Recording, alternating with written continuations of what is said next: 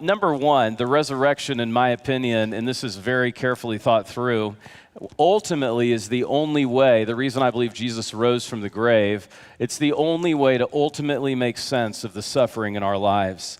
The cross and the empty tomb give suffering a frame that nothing else in human history can provide. Christianity does not attempt to explain away our pain, it redeems our pain.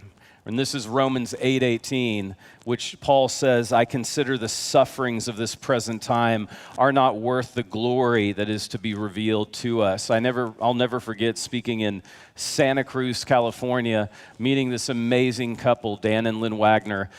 And they stopped me and they said, can we share our story with you?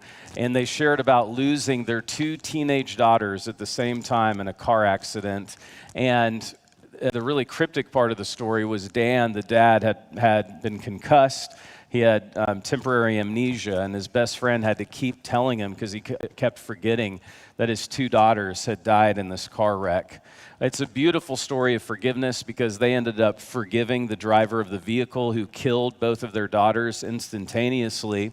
And when I interviewed Dan and Lynn, I just said, how do you do it? How do you get through it? They said, Jeremiah, we're not living for the 80 or so years we may have. We're living for the resurrection. We know we will see our daughters, Carrie and Mandy, again. That's the beauty of the resurrection. It helps us in our pain. And make no mistake, no other worldview does.